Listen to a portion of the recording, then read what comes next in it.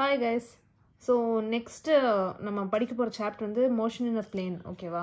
So ஆக்சுவலாக அந்த chapter படிக்கிறதுக்கு முன்னாடி நமக்கு ரிலேட்டிவ் வெலாசிட்டி இந்த ரிலேட்டிவ் வெலாசிட்டி டிஸ்பிளேஸ்மெண்ட் இதை பற்றி கொஞ்சம் தெரியணும் ஆக்சுவலாக. ஸோ இது வேற ஒன்றும் இல்லை. ஃபஸ்ட்டு இன்றைக்கி நம்ம இங்கே இந்த வீடியோவில் என்ன படிக்க போகிறோம்னா 1D, அதாவது 1 டைமென்ஷனல் மோஷனில் இருக்கக்கூடிய ரிலேட்டிவ் வெலாசிட்டி அதை பற்றி படிக்க போகிறோம்.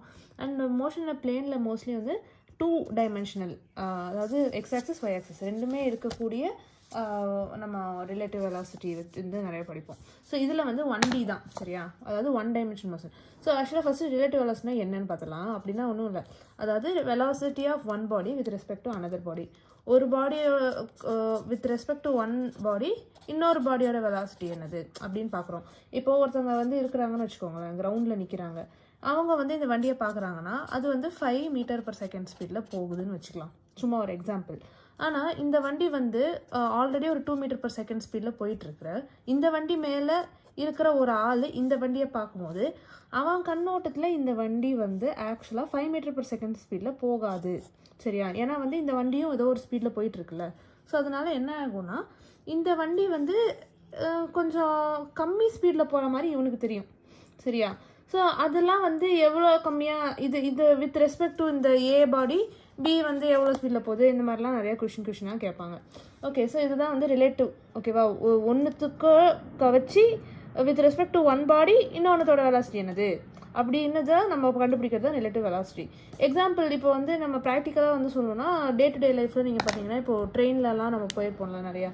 ஸோ அப்போ அந்த ட்ரெயினில் பார்த்தீங்கன்னா சும்மா ட்ரெயின் நிற்கும் போது சும்மா நிற்கும் போது நம்ம ட்ரெயினில் உட்காந்து விண்டோ வழியாக பார்த்தோன்னா பக்கத்தில் போகிற ட்ரெயின் வந்து ஸ்பீடாக போகும் ஓகேவா. நம்ம ட்ரெயின் போயிட்டு இருக்கு சரியா, ஊருக்கு போயிட்டு இருக்கும் போதே பக்கத்தில் இருக்கிற ட்ரெயினை வந்து மூவ் ஆகிற ட்ரெயினை பார்த்தோன்னா அது அந்த அளவுக்கு ஸ்பீடாக போகிற மாதிரி தெரியாது, ஏதோ பொறுமையாக போகிற மாதிரி தான் தெரியும். அப்படி இல்லைன்னா இன்னொரு விஷயம் நீங்கள் நோட்டீஸ் பண்ணி பார்த்துருக்கலாம்.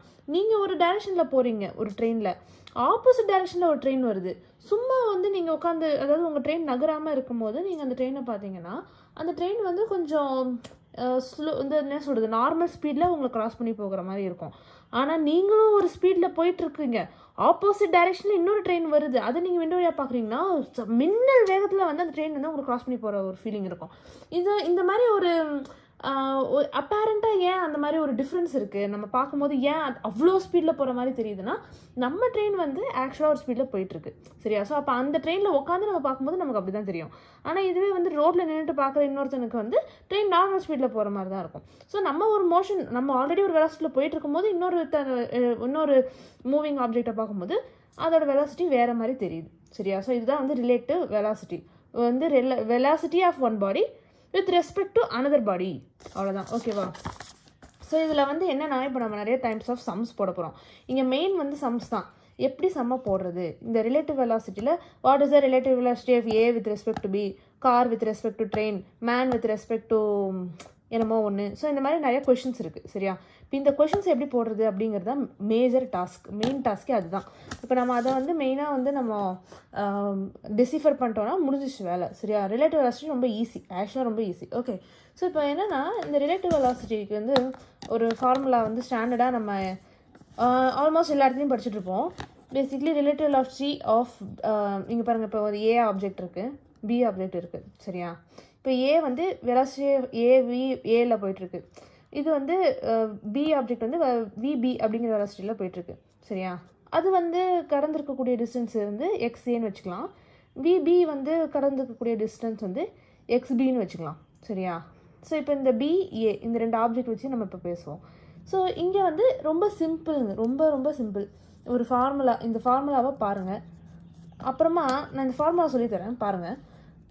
ரிலேட்டிவ் வெலாசிட்டி ஆஃப், இது வந்து ரிலேட்டிவ் டிஸ்பிளேஸ்மெண்ட் சரியா, relative displacement of B with respect to A, ஏலேருந்து பார்க்கும்போது பி எவ்வளோ தூரம் போயிருக்கு அப்படிங்கிற அந்த relative displacement of B with respect to A is equal to displacement of B with respect to ground minus displacement of A with respect to ground. இப்போது மக்களுக்கு பெரும்பாலும் எங்கே கன்ஃபியூஷன் வரும் அப்படின்னு பார்த்தீங்கன்னா, இந்த பி வித் ரெஸ்பெக்ட் ஏன்னா வந்து பி மைனஸ் ஏவா ஏ மைனஸ் பியா அப்படிங்கிறது தான் ஆக்சுவலாக பிரச்சனை சரியா. பிரச்சனை அதுதான். ஸோ இப்போ இந்த பிரச்சனையை எப்படி டேக்கிள் பண்ணுறது, இங்கே பாருங்கள், இந்த relative velocity of B with respect ஏன்னா வந்து வெலாசிட்டியில் டிஸ்பிளேஸ்மெண்ட் ஆஃப் பி இங்கே ஓகே இங்கே displacement of B with respect ஏன்னா பி மைனஸ் ஏ அவ்வளோதான். இந்த பியும் ஏ இருக்குல்ல அது அப்படியே இங்கே எடுத்துகிட்டு வந்து பி மைனஸ் ஏன்னு போட்டுக்கணும். சரியா, அவ்வளோதான். ஸோ அது அப்படி தான் ஞாபகம் வச்சுக்கணும் இதை. ஓகே, இப்போ இந்த ரிலேட்டிவ் வெலாசிட்டிக்கு வந்து என்னது, velocity of b with respect to a வந்து relative velocity of b with respect to ground minus relative velocity of a with respect to ground. அதான் வந்து ba. Okay, relative velocity of a with respect to b என்ன பண்ணுவோம், இந்த velocity of a with respect to ground minus velocity of b with respect to ground. Okay, so இப்படி தான் வந்து இது வந்து ஸ்ட்ரக்சர் பண்ணியிருக்காங்க. இங்கே ஆக்சிலரேஷனும் அதே மாதிரி தான். ஸோ வந்து டிஸ்பிளேஸ்மெண்ட்டும் b மைனஸ் ஏ, இந்த வெலாசிட்டியும் வந்து பி மைனஸ் ஏ, அதாவது பி வித் ரெஸ்பெக்ட் ஏன்னா இப்படி, ஏ வித் ரெஸ்பெக்ட் பின்னா ஏ மைனஸ் பி, அவ்வளோதான். ஓகே, ஆக்சிலரேஷன் எப்படி, ஆக்சிலரேஷனும் அதே மாதிரி தான். Acceleration of B with respect A வந்து acceleration of B with respect ground minus acceleration of A with respect ground. Okay, so இது வந்து ரொம்ப சிம்பிள், அப்படியே 3 அப்படியே வந்துருச்சு. ஓகே, ஒரு உண்மை, சரியா, ஒரு உண்மை. இப்போ என்னென்னா நம்ம இந்த 3 ஃபார்முலாவும் யூஸ் பண்ணாமலேயே நம்ம வந்து சம்ஸ் போட போகிறோம். ஓகேவா, ஏன்னா வந்து கண்டிப்பாக டிஃப்ரெண்ட் கேசஸில் டிஃப்ரெண்ட்டாக கன்ஃபியூஸ் ஆகும். ஓகே, நான் கண்டிப்பாக கன்ஃபியூஸ் ஆகும். இது வந்து எனக்கு தான் அப்படி ஆகுதா, சரி இல்லை மற்றவங்களுக்கு அப்படி ஆகுமா, அதெல்லாம் எனக்கு தெரியாது. நான் வந்து நான் எப்போவுமே ஃபாலோ பண்ணுற ஒரு டெக்னிக் தான் வந்து இப்போ நான் உங்களுக்கு சொல்லித்தரப்போகிறேன். அந்த டெக்னிக் யூஸ் பண்ணிங்கன்னா கண்டிப்பாக உங்களுக்கு கரெக்டாக தான் ஆன்சர் வரும். சரியா, இது வந்து ஃபுல் ப்ரூஃப் டெக்னிக். கண்டிப்பாக எங்கே வேணாலும் யூஸ் பண்ணலாம், இங்கேன்னு இல்லை, இங்கே யூஸ் பண்ணலாம், 2D மோஷன் யூஸ் பண்ணலாம். ஸோ இப்போ நான் 2D வீடியோவில் வந்து இந்த இப்போது நான் சொல்லித்தரேன் இந்த மெத்தட் வச்சு தான் வந்து நான் சம்ஸ் எல்லாம் போட போகிறேன். ஓகேவா, ஸோ அது வந்து ரொம்ப ரொம்ப ஈஸி மெத்தட்.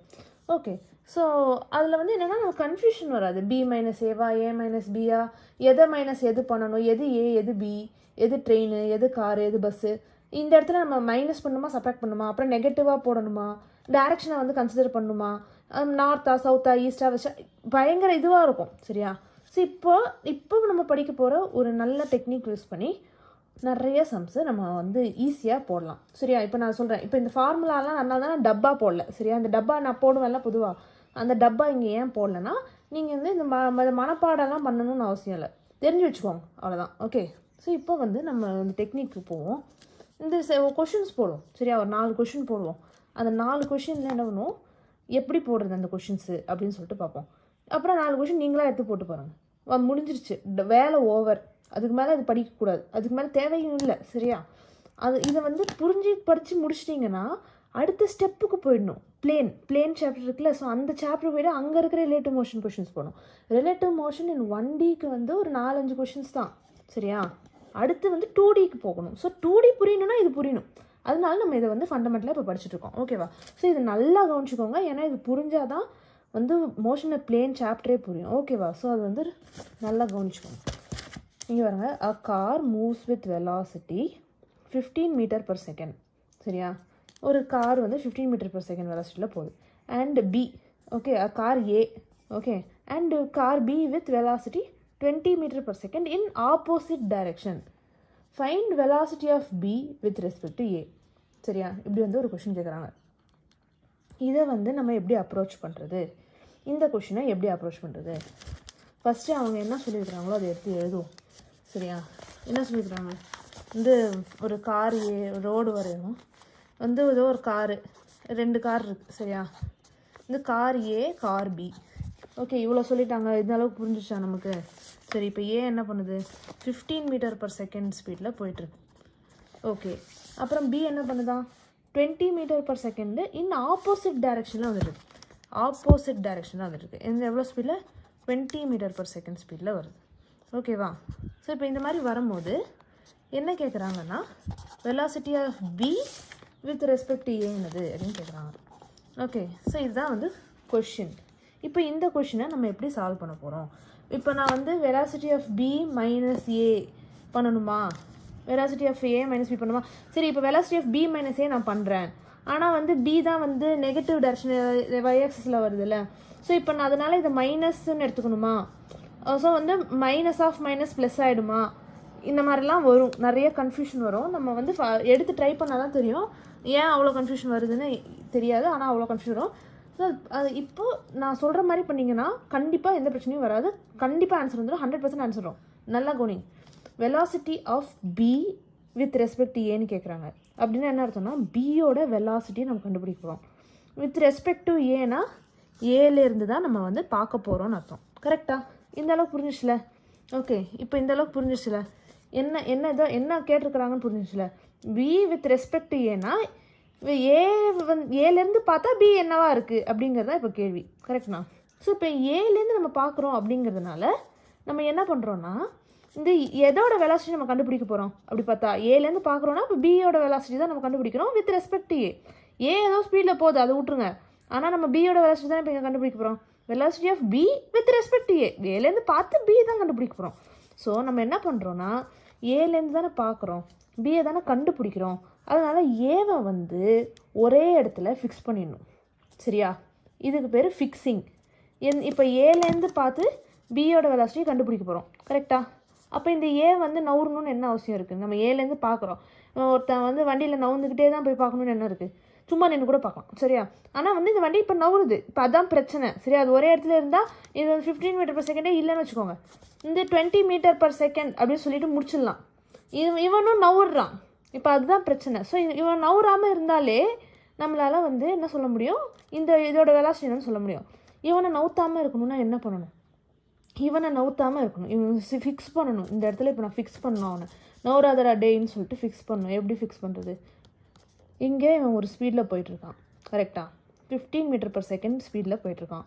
எந்த டைரெக்ஷனில் போயிட்டுருக்கான்? Towards the right.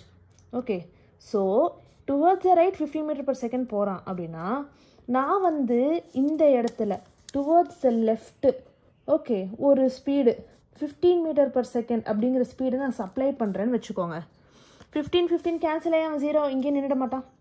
எஸ், ஆனால் நான் எப்படி சூப்பர் பவராக இருக்கேன், என்கிட்ட 15 மீட்டர் பர் செகண்ட் கொஷின்லே இல்லாததான் நான் எப்படி இங்கே போட முடியும்?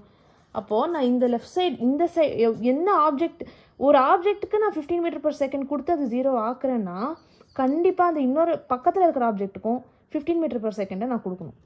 ஓகேவா? நான் எந்த டைரெக்ஷனில் இந்த சைடு கொடுக்கணும் அதே இதை இங்கே கொடுக்கணும். இல்லைனா கொஷின் ராங் ஆகிடும். சரியா? நம்ம வந்து எங்கேருந்தோ டேட்டா எடுத்து சப்ளை பண்ண முடியாது. ஒரு கொஷினுக்கு வந்து நானே ஒரு டேட்டா உருவாக்கி போட்டேன்னா தப்பு. ஸோ அந்த மாதிரி சப்ளை பண்ணக்கூடாது.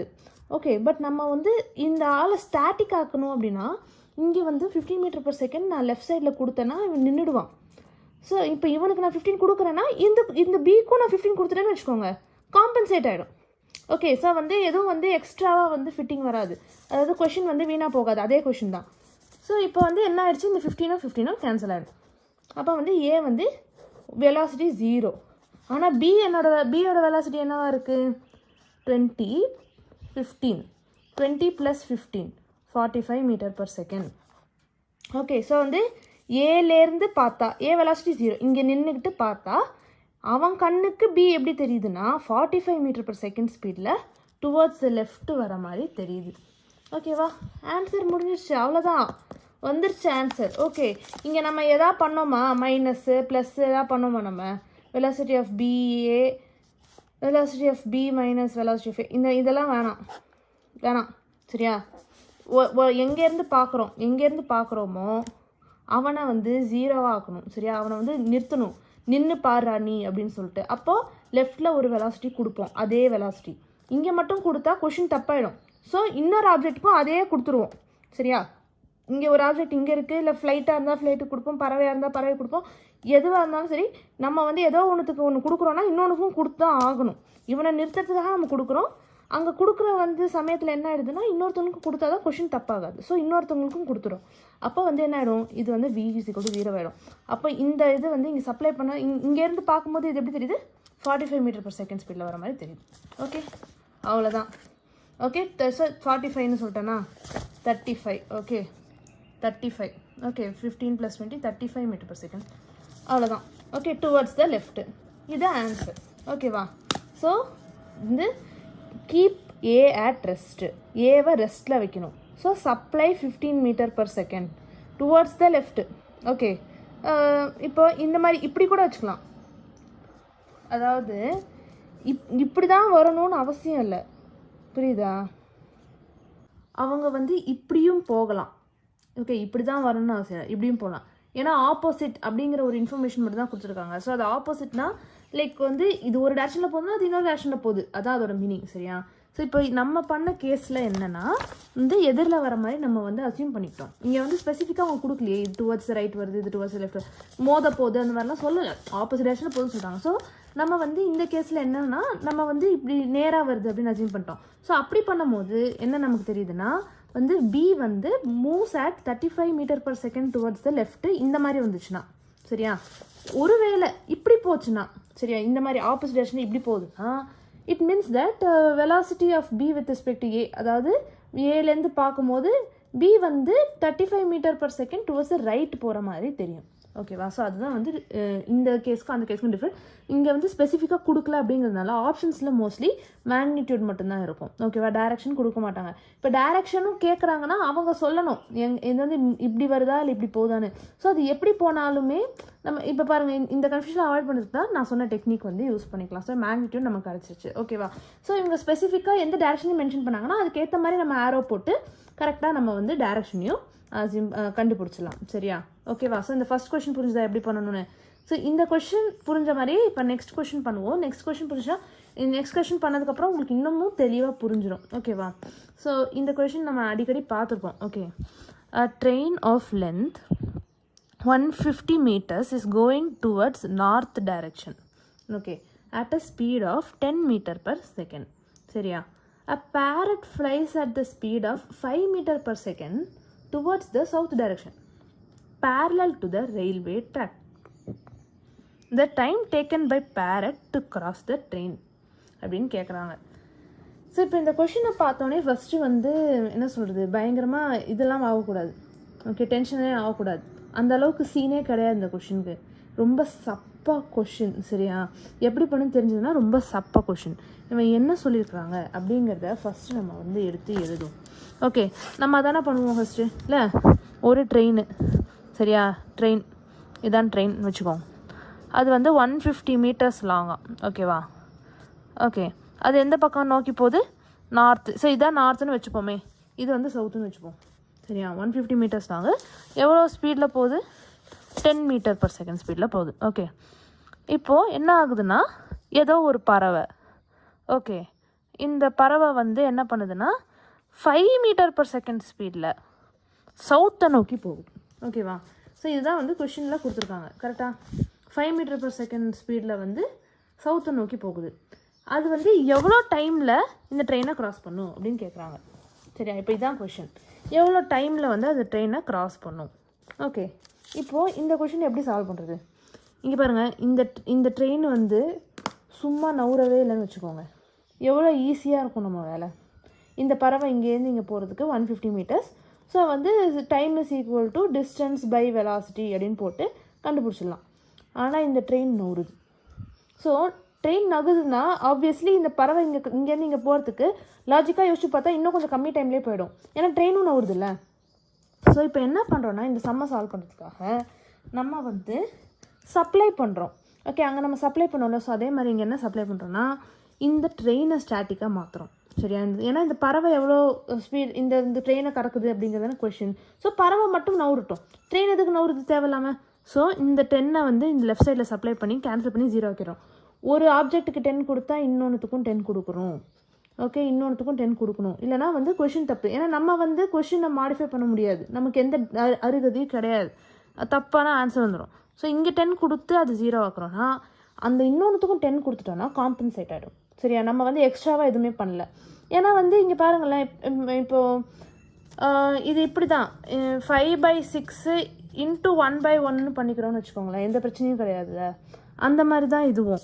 இங்கே 10 கொடுக்குறோம். ஏன்னா நம்ம வந்து ஆப்சல்யூட் வெலாசிட்டி கண்டுபிடிக்கல, ரிலேட்டிவ் வெலாசிட்டி தான் கண்டுபிடிக்கிறோம். ஸோ இங்கே 10 கொடுத்து நான் இங்கேயும் 10 கொடுக்குறேன்னா அதனால ரிலேட்டிவ் வெலாசிட்டி எதுவும் மாற போகிறது கிடையாது. உங்களுக்கு புரியுதா. இந்த 10 நான் எப்படி இருந்தாலும் லெஃப்ட் சைட்லேயும் கொடுக்குறேன், ரைட் சைட்லேயும் கொடுக்குறேன்.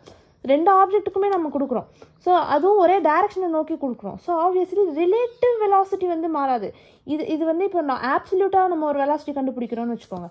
அப்போ வந்து இந்த மாதிரி ஏதாவது குளறுபடி பண்ணுறோன்னா ஆப்வியஸ்லி அப்படி பண்ண மாட்டோம். ஸோ அது மாதிரி ஒரு டெக்னிக் கிடையாது. இப்போ நம்ம ரிலேட்டிவ் வெலாசிட்டி தானே கேட்குறாங்க. ஸோ அதனால நம்ம வந்து ரெண்டுத்துக்குமே கொடுக்கும்போது என்ன ஆகுதுன்னா with respect to something with respect to அது அப்படின்னு கேட்கும்போது ரெண்டுத்துக்குமே நம்ம ஒரே டைரக்ஷன் நோக்கி ஒரு வெலாசிட்டி கொடுக்குறோன்னா அதனால ரிலேட்டிவ் வெலாசிட்டி மாறாது. சரியா. ஸோ அதனால தான் நம்ம இந்த டெக்னிக்கை யூஸே பண்ணுறோம். ஓகே. ஸோ அதை வந்து புரிஞ்சுக்கோங்க, லாஜிக் புரிஞ்சுக்கோங்க, why this technique is working.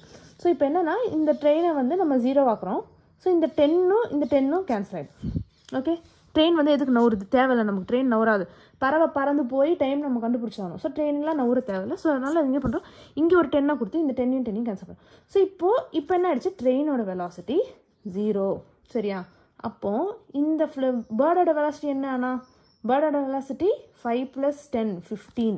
சரியா? ஸோ 15 m/s ஸ்பீடில் வந்து அந்த பேர்டு வந்து ட்ரெயின் ஸ்டாட்டிக்காக இருக்கும் போது போகுது. சரியா? இப்போ ட்ரெயின் வெலாசிட்டி 0 அப்படின்னா இந்த பேர்டோட வெலாசிட்டி 15 m/s.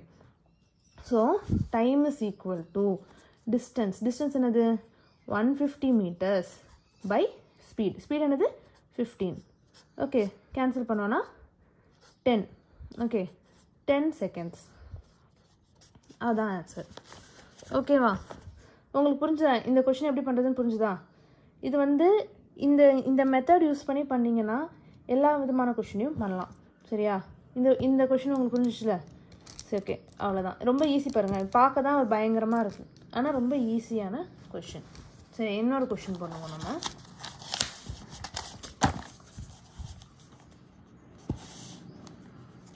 Okay, 2 trains. நீங்கள் கூட ட்ரை பண்ணலாம் இப்போது. ஓகேவா? பாஸ் பண்ணி ட்ரை பண்ணி பாருங்கள். உங்களுக்கு ஆன்சர் வரலன்னா நீங்கள் சொல்யூஷன் பாருங்கள். ஓகே, புரியாதவங்க ஃபுல்லாக பாருங்கள், புரிஞ்சவங்க டக்குன்னு பாருங்கள், நீங்களே ட்ரை பண்ணி பாருங்கள். கண்டிப்பாக ஃபஸ்ட் கொஷின்லேயே சில பேருக்கு புரிஞ்சிருக்கும், செகண்ட் கொஷினில் மீதி பேருக்கும் புரிஞ்சிடும். சரியா? மோஸ்ட்லி. ஓகேவா? அவ்வளோதான் இருக்குது அதில். 2 trains. Okay, 2 train 110 meters and 90 meters long respectively are moving in opposite directions. Okay, with velocities 36 km/h and 54 km/h. Find the time taken by the 2 trains to completely cross each other. சரியா? இந்த கொஷினும் நம்ம நிறைய பார்த்துருப்போம். இந்த question எப்படி பண்ணுறது? அதே logic தான். இதில் புதுசாக எதுவுமே கிடையாது, ஒன்றுமே புதுசாக நம்ம பண்ண போகிறது கிடையாது. ஃபஸ்ட்டு எடுத்து வரைவோம், எல்லாத்தையும் பிக்சராக வரைஞ்சி வச்சுக்கலாம். சரியா? முடிஞ்ச வரைக்கும் வரைஞ்சிட்டோன்னு வச்சுக்கோங்களேன், பார்க்கறதுக்கு வந்து பயங்கரமாக இருக்காது. ஓகே, 2 ட்ரெயின் இருக்குது. ஓகே, சரி, இப்போ 2 ட்ரெயின் இருக்குதுன்னு வச்சுக்கோங்க. இப்போ இந்த 2 ட்ரெயினில் என்ன சொல்லியிருக்கிறாங்க? அதோட இது சொல்லியிருக்கிறாங்க. டிஸ்டன்ஸ் வந்து 110 meters, இது வந்து 90 meters. சரியா? அது வந்து என்னென்னா ஆப்போசிட் டைரெக்ஷனில் மூவ் ஆகுது வித் வெலாசிட்டிஸ். இதோட வெலாசிட்டி கொடுத்துருக்காங்க. இந்த 110 meters ட்ரெயின் வந்து 36 km/h. ஓகேவா? இப்போ ஒரு km/h இருக்கிற ஒரு விஷயத்தை எப்படி m/s மாற்றுறது? இது வந்து நிறைய பேர் தெரிஞ்சிருக்கும். ஓகேவா? ஸோ km/h இருக்கிறத வந்து இன்ட்டு 5/18 போட்டோம் அப்படின்னு வச்சுக்கோங்களேன், அது வந்து m/s வந்துடும். ஓகேவா? ஸோ இதுதான் வந்து பேசிக் ஃபார்முலா. இது வந்து தெரியாதவங்க இப்போ நோட் பண்ணிக்கோங்க, பயங்கரமாக யூஸ் ஆகும். ஓகேவா? ஏன்னா இப்போ வந்து செகண்ட்ஸில் நமக்கு வந்து ஆன்சர் இருக்குது. அப்போ வந்து நம்ம km/h பண்ணோன்னா ஹவர்ஸில் ஆன்சர் வரும். ஹவர்ஸை செகண்ட்ஸாக மாற்றி இதெல்லாம் நமக்கு தேவையில்லாத வேலை. அப்போ இந்த km/h m/s மாற்றிட்டோம்னா நமக்கு வேலை மிச்சம். ஸோ இந்த 5/18 இன்ட்டு 5/18 பண்ணோன்னா m/s அதோட வேல்யூ கிடச்சிரும். ஓகேவா? ஸோ இப்போ வெயிட் பண்ணுங்கள், 1 second. இதை வந்து 36 km/hன்னு சொல்லிட்டாங்க. அப்படின்னா என்ன அர்த்தம்னா 36 இன்ட்டு 5/18. ஓகே, 36 2 times போயிடுச்சு, 5 2s are 10 m/s. சரியா? ஸோ ஏ ட்ரெயின் என்னது 10 m/s. ஓகே, இந்த ட்ரெயின் வந்து 54ன்னு சொல்லியிருக்காங்க. So 54 into 5/18. So 54 18ம் 3 times 5 24.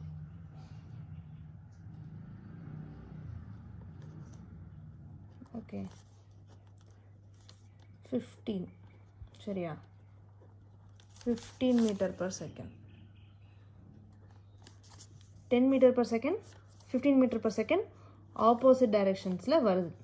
Okay, இவ்வளோ கொடுத்துட்டாங்க. இதோட லென்த்து கொடுத்துட்டாங்க, இதோட லென்த்து கொடுத்துட்டாங்க. இப்போ எவ்வளோ டைமில் ஒன்றுத்தையும் ஒன்று க்ராஸ் பண்ணிக்கும் அப்படின்னு கேட்குறாங்க. சரியா? இப்போ என்னன்னா ஆஸ் யூஷுவல் ஏதாவது ஒன்றுத்தை என்ன பண்ணுவோம்? நிறுத்தணும். ஓகே, ஏதாவது ஒன்றுத்தை ஸ்டாப் பண்ணணும். ஓகே, எதை ஸ்டாப் பண்ணலாம்? நம்ம வந்து எதாவது ஒன்று ஸ்டாப் பண்ணலாம், எதை வேணால் ஸ்டாப் பண்ணலாம். ஏ கூட ஸ்டாப் பண்ணலாம், பி ஸ்டாப் பண்ணலாம். ஏன்னா இதுதான் அப்படின்னு சொல்லலைல்ல, அவங்க டைமிங் தானே கேட்டிருக்காங்க. ஸோ எதை வேணாலும் ஸ்டாப் பண்ணலாம் இந்த கொஷனில். ஸோ இப்போ நான் வந்து இந்த கொஷனில் என்ன பண்ணுறேன்? பியை ஸ்டாப் பண்ணலான்னு இருக்கேன். சரியா? ஸோ இங்கே வந்து என்ன சப்ளை பண்ணணும்? 15 சப்ளை பண்ணுறேன், 15 m/s. அப்போ ஆப்வியஸ்லி இன்னொரு ஆப்ஜெக்ட்க்கு நம்ம 15 மீட்டர் செகண்ட் இங்கே சப்ளை, ஏன்னா வந்து திஸ் இஸ் ரிலேட்டிவ் வெலாசிட்டி. நான் சப்ளை பண்ணாலும் டசன்ட் மேட்டர், ஒன்றும் மாறப்போதில்லை. ஸோ என்னால் 15 சப்ளை பண்ணி இது கேன்சல் ஆயிடுச்சு. ஸோ பியோட வெலாசிட்டி என்ன ஆயிடுச்சு, 0 ஆயிடுச்சு. ஆனால் ஏ வெலாசிட்டி என்ன ஆயிடுச்சு, இப்போ அதிகமாகிடுச்சு. ஓகேவா? ஸோ என்னவா மாறிடுச்சு அப்படின்னு பார்த்தா 10 + 15, ஓகே 25 மாறிடுச்சு. ஓகே, ஸோ இப்போது இந்த சம்மில் பார்த்தீங்கன்னா இந்த சம்மில் பார்த்தீங்கன்னா நம்ம வந்து என்ன அண்டர்ஸ்டாண்ட் பண்ணிக்கணும் அப்படின்னா, நடுவில் இந்த ஏ ட்ரெயினுக்கும் பி ட்ரெயினுக்கும் நடுவில் கேப் இல்லைன்னு நினச்சிக்கணும். சரியா? அதாவது ட்ரெயினும் இங்கே இருக்குது. ஓகே, இது ஒரு ட்ரெயின், ஓகே. ஸோ 2 ட்ரெயின் இப்படி இருக்குது, இப்படி கிராஸ் பண்ணுது. ஓகே, ஸோ இந்த 2 ட்ரெயினும் என்ன பண்ணுது, இப்படி கிராஸ் பண்ணி இப்படி போகுது. ஓகேவா? ஸோ இங்கே நடுவில் கேப் இருக்குது அப்படின்னா அவங்க அதை கொடுத்துருப்பாங்க, அந்த இன்ஃபர்மேஷன் அவங்க கொடுக்கல. ஸோ வந்து என்னென்னா இப்படி தான் இருக்குது ட்ரெயின். சரியா? ஸோ இப்போ என்னென்னா இந்த ட்ரெயின் வந்து இப்போ ஸ்டாட்டிக் ஆகிடுச்சு. ஸோ இப்போ இந்த ட்ரெயினோட வெலாசிட்டி 25 மீட்டர்/செகண்ட். இந்த 25 மீட்டர்/செகண்ட் ஸ்பீடில் அடிச்சுக்கிட்டு எவ்வளோ டிஸ்டன்ஸ் அது ட்ராவல் பண்ணணும் to completely cross each other அப்படின்னா, இதோட பேக் போர்ஷன் இருக்குது பார்த்தீங்களா, இது கூட இந்த ட்ரெயினை கிராஸ் பண்ணி முடிச்சிருக்கணும். அதான் அதோட மீனிங். ஓகே, ஸோ இப்போ இதோட டிஸ்டன்ஸ் என்னது, இந்த ட்ரெயினோட டிஸ்டன்ஸ் வந்து லென்த் வந்து 90 மீட்டர்ஸ். ஸோ இப்போ என்ன பண்ணுதுன்னா, ஃபஸ்ட்டு வந்து இந்த ட்ரெயின் வந்து ஒரு 90 மீட்டர்ஸ் வந்து தாண்டுது. ஓகே, 90 மீட்டர்ஸ் தாண்டி முடிச்சிருச்சு. சரியா? ஆனால் அதுக்கப்புறமா இந்த ட்ரெயினோட லென்த் இருக்குல்ல, இந்த ட்ரெயினோட லென்த் என்னது 110 மீட்டர்ஸ். 110 மீட்டர்ஸ்க்கு வந்து அது எக்ஸ்ட்ராவாக போனால் தான் அதோட டெய்ல் வந்து இந்த ட்ரெயினை கிராஸ் பண்ணி முடிக்கும். ஓகேவா? So total distance travelled by this train to completely cross this train is equal to 90 + 110. புரிஞ்சுதா? என்ன சொன்னேன்னு புரிஞ்சுதா? இந்த ட்ரெயின் இங்கே இருக்குது, இந்த ட்ரெயின் இங்கே இருக்குது. ஃபஸ்ட்டு 90 மீட்டர்ஸ் கிராஸ் பண்ணி ஹெட்டு போயிடுது. அப்புறம் இதோட டெய்ல் இதை கிராஸ் பண்ணி முடிக்கணும் அப்படின்னா ஆப்வியஸ்லி இந்த ட்ரெயினோட லென்த் ஃபுல்லாக அது வந்து நவுந்து போகணும். அப்போ வந்து total distance travel by this train to completely cross this train will be the length of both the trains put together. Okay, so total distance travel will be equal to, okay, இது என்னது 110 + 90, okay, which is equal to 200 meters. ஓகேவா? So seconds timing is equal to distance by velocity. distance என்னது 200 divided by velocity என்னது, இந்த train நம்ம நிறுத்திட்டோம்ல இப்போ. So அப்போ இந்த ட்ரெயின் மட்டும் தானே கிராஸ் பண்ணுது. அப்போ இதோட velocity வந்து 25.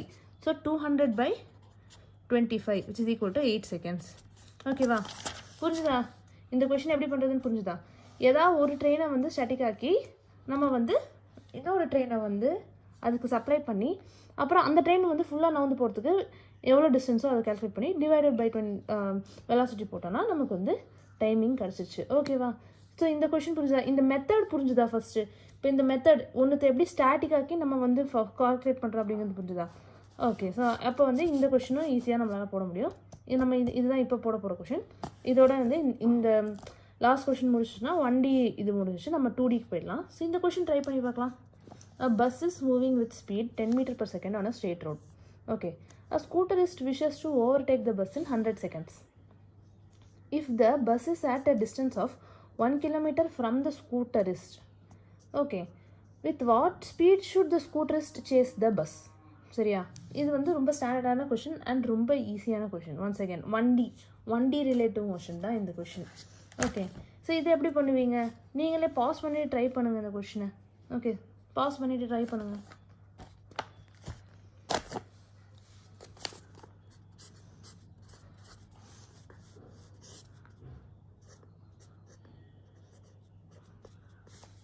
பாருங்கள், ஒரு பஸ்ஸு. சரியா? பஸ் என்ன பண்ணுதுன்னா 10 மீட்டர்/செகண்ட் ஸ்பீடில் போகுதான். சரியா? இந்த ஸ்கூட்டரிஸ்ட் ஒருத்தன் இருக்கான். அவன் வந்து எந்த வெலாசிட்டியில் போனால் நமக்கு தெரியாது. அதான் நம்ம கண்டுபிடிக்கணும். வந்து ஏதாவது இப்போ என்னன்னா இந்த ஸ்கூட்டரிஸ்ட் வந்து இந்த பஸ்ஸை ஓவர்டேக் பண்ணணும்னு ட்ரை பண்ணுறான். ஓகே, இந்த ஸ்கூட்டரிஸ்ட் வந்து இந்த பஸ்ஸை ஓவர்டேக் பண்ணணும்னு ட்ரை பண்ணுறான் வந்து இன் 100 செகண்ட்ஸ். ஸோ டைமிங் எவ்வளோ அவன் எடுத்துப்பான்? 100 செகண்ட்ஸ் எடுத்துப்பான். சரியா? 100 செகண்ட்ஸில் அவன் கிராஸ் பண்ணுவான். சரியா? ஆனால் இப்போ என்னென்னா இந்த ஆளுக்கும் இந்த பஸ்ஸுக்கும் நடுவில் வந்து 1 கிலோமீட்டர் டிஸ்டன்ஸ் இருக்குது. ஓகே, ஸோ அந்த பஸ்ஸு வந்து சும்மா இருந்ததுன்னு வச்சுக்கோங்களேன். இப்போ வந்து எந்த வெலாசிட்டியில் அவன் போனால் அந்த பஸ்ஸை வந்து அவன் வந்து இது பண்ண முடியும், அந்த பஸ்ஸை அவனால் பிடிக்க முடியும் அப்படின்னு கேட்குறாங்க. இந்த பஸ்ஸு வந்து இப்போ சும்மா இருக்குன்னு வச்சுக்கோங்க. எந்த ஸ்பீட்லேயும் போகல, சும்மா இருக்குன்னா அவன் குடுன்னு போயிட்டு பஸ்ஸில் ஏறிடலாம். ஸோ டிஸ்டன்ஸ் தெரியும், டைம் தெரியும், வெலாசிட்டி கண்டுபிடிச்சிடலாம். ஆனால் பஸ் ஏதோ ஸ்பீடில் போகுது. இப்போ அதான் பிரச்சனை. எதுக்கு இது நவுறாமல் இருந்ததுன்னா எவ்வளோ ஈஸியாக இருக்கும் நம்ம வேலை. ஸோ இப்போ என்ன பண்ணுறோம், பஸ்ஸை வந்து ஸ்டாட்டிக்காக மாற்றணும். ஓகே, பஸ்ஸை ஸ்டாட்டிக்காக மாற்றணும். என்ன பண்ணுறோம், இங்கே ஒரு 10 கொடுப்போம். சரியா, 10 கேன்சல் ஆகிட்டு பஸ் நின்றுடும். ஓகே, அப்போ இங்கே 10 கொடுத்தா என்ன பண்ணணும், இங்கேயும் 10 கொடுக்கணும். ஓகே, ஸோ இங்கே 10 கொடுத்தாச்சு. ஸோ இந்த v இங்கே இருக்குது. ஸோ அவனோட டோட்டல் வெலாசிட்டி என்ன வருது, v to the right 10 to the left. So v minus 10 அதான் அவனோட velocity.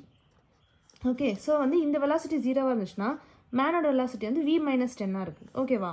So the total distance travel வந்து 1 kilometer which is 1000 meters. So time is equal to distance by speed. Okay, which implies 100 is equal to 1000 meters divided by speed. இவனோட speed என்ன இப்போ, v minus 10 to the right.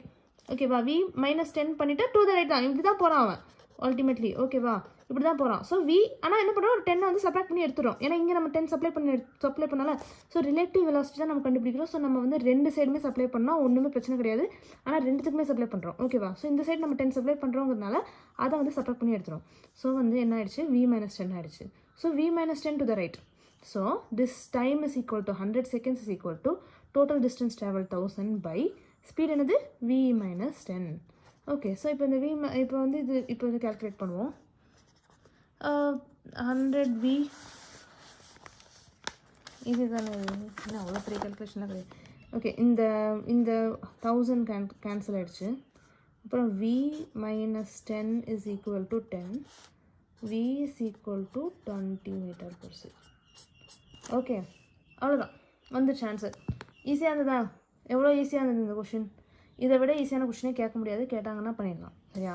So இப்போ என்னென்னா, ஒரு விஷயத்தை static ஆக்கி, இப்போ வந்து இந்த ரிலேட்டிவ் மோஷனில் என்ன டெக்னிக்னா மேஜராக ஒரு relative velocity of 1 with respect under அப்படின்னு சொல்லும்போது எதோட ரிலேட்டிவ் வெலாசிட்டி கேட்குறாங்களோ, எதோட வெலாசிட்டியை கேட்குறாங்களோ அந்த வெலாசிட்டியை கண்டுபிடிக்கணும்னா அதை வந்து வெலாசிட்டி வந்து வச்சுப்போம். இந்த இன்னொன்று இருக்குது பார்த்தியா, வித் ரெஸ்பெக்ட் டு சம்திங்னு சொல்கிறாங்களே, அந்த வித் ரெஸ்பெக்ட் டு சம்திங் என்ன பண்ணுறோன்னா ஸ்டாட்டிக்காக மாற்றுவோம். ஓகேவா. இந்த கேஸில் வந்து எல்லா கேஸ்லையும் அந்த மாதிரி கேட்க மாட்டாங்க. எவ்வளோ டைமில் அவன் பஸ்ஸை பிடிப்பான், எவ்வளோ டைமில் வந்து அந்த திருட வந்து போலீஸை பிடிப்பான், போலீஸ் வந்து திருடனை பிடிப்பான், இந்த மாதிரிலாம் கேட்பாங்க. ஸோ இப்போ என்னென்னா இது மாதிரி நம்ம வந்து ஒரு விஷயத்தை ஸ்டாட்டிக் ஆக்கிட்டு ஆஸ் யூஷுவல் ப்ரொசீட் பண்ணணும்னு வச்சுக்கோங்களேன். டிஸ்டன்ஸ், டைம், வெலாசிட்டி, இந்த ஃபார்முலாம் நமக்கு தெரியும்ல. ஸோ இதெல்லாம் வச்சு ப்ரொசீட் பண்ணால் ஆன்சர் வந்துடும். அவ்வளோதான். சரியா. இதுதான் வந்து ரிலேட்டிவ் வெலாசிட்டி இன் 1D. ஓகே, இதுதான் வந்து மேஜர் கொஷின்ஸ். இது உங்களுக்கு புரிஞ்சிச்சுன்னா நம்ம நெக்ஸ்ட் டாபிக், அதாவது மோஷன் இன் பிளேனுக்கு போயிடலாம். So yes, thank you.